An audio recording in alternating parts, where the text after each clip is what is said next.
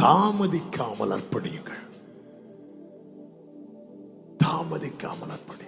நான் என்ன செய்யணும்? இப்ப ஆண்டவர் கை பண்றார். நீ தமஸ்குவுக்கு போ, அங்க நான் உனக்கு சொல்றேன். ஆண்டவர் சித்தம் இன்னதென்று கர்த்தர் வெளிப்படுத்தினதும் அதற்கு என்னென்ன தடையா இருந்துச்சோ எல்லாவற்றையும் நஷ்டம் என்றும் குப்பை என்றும் வேண்டாம். ஹல்லேலூயா.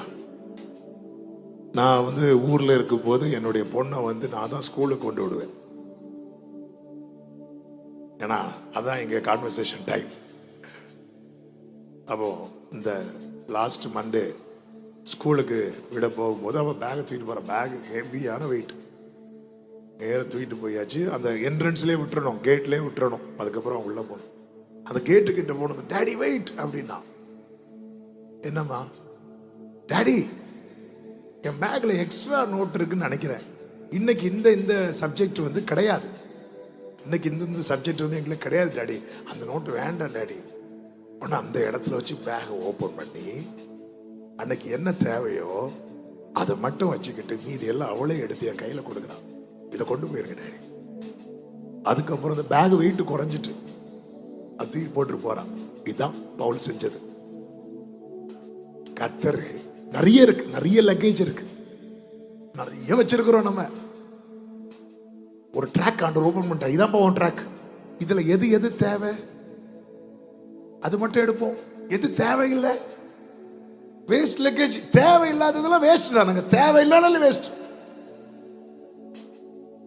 பழைய 500 ரூபாய் நோட்டு, 1000 ரூபாய் நோட்டு இப்போ என்ன ஆகுது? செல்லாது. ரிசர்வ் பேங்க்ல கொடுத்தாலும் இப்போ இனி என்ன பண்ண மாட்டாங்க, வாங்க மாட்டாங்க. அப்ப அது என்னதான் இனி? வேஸ்ட். வேஸ்ட். என் ட்ராக்ல பயணிக்க எது எனக்கு தேவையில்லையோ அது எனக்கு வேஸ்ட். இன்னொருத்தங்களுக்கு அது ட்ரெஷரா இருக்கலாம், எனக்கு அது வேஸ்ட். முழுமையா அர்ப்பணிக்கும் போது கர்த்தர் இந்த மனநிலையை கொடுக்கிறார். தாமதிக்காம. இயேசுவை எத்தனை வருஷம் கேட்டாச்சு, இன்னும் அர்ப்பணிக்காம இருக்கிறோம். ஃபர்ஸ்ட் மீட்டிங்ல அர்ப்பணித்த ஆள் யார் தெரியுமா? பவுல். அதுவும் பெரிய பிரசங்கம் கிடையாது. நீ துன்பப்படுத்துகிற இயேசு நான் அப்படின்னார். ஜீசஸ் யாருன்னு தம்மை காண்பித்தார். சரண்டர் பண்ணிட்டான் ஃபுல்லா. இவன் லைஃப்ல எவ்வளவு போராட்டங்கள், நெருக்கங்கள் வந்துச்சு. ஆனா பவுல் லைஃப்ல என்ன இல்ல தெரியுமா? தோல்வி இல்லை. அந்த பவுல் சொல்றாரு, I have finished my course.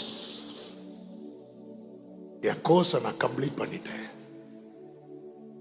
என் ரேஸை நான் கம்ப்ளீட் பண்ணிட்டேன், ஃபினிஷ் பண்ணிட்டேன். இது முதல் நீதியின் கிரீடம். ஜெயிக்கிறவனுக்குன்னு ஒரு கிரீடம் வைக்கப்பட்டிருக்கிறது. அது எனக்காக வைக்கப்பட்டிருக்கிறது. லைஃப்ல ஒருத்தன் ஜெயிச்சிட்டானா அவன் மரணத்துக்கு கூட பயப்பட மாட்டான். அவன் மரணமே உன் கூற. அவன் லைஃப்ல ஜெயிக்கணும். இன்னைக்கு ஒரு சின்ன கொசு பறந்து வந்தா கூட பயப்படுறோம். அது ஏதோ கொண்டு வருதுன்னு தெரியல. லைஃப்ல ஜெயிக்கிறவன் மரணத்துக்கு கூட பயப்பட மாட்டான்.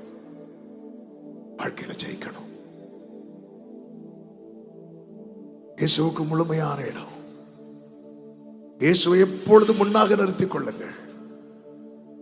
தாமதிக்காம முழுமையான அர்ப்பணிப்பு. மோசே அதை செய்தான், ஏசாயா அதை செய்தான், ஈசாக்கு பலிபீடத்துல முழுசா வச்சான். இவங்க லைஃப் எல்லாமே ஜெயம் என்று எழுதப்பட்டது. இந்த பகல் வேளையில என் வாழ்க்கையும் ஜெயம் எழுதப்படணும். இன்னைக்கு ஆண்டவர் நம்ம மத்தியில தம்முடைய சத்தத்தை கிருபையாய் துணிக்க பண்ணினார். நான் முழுசா நம்புறேன். ஆவியானவர் பேசினார். எத்தனை பேர் வாழ்க்கையில ஜெயிக்கணும்னு விரும்புறீங்க?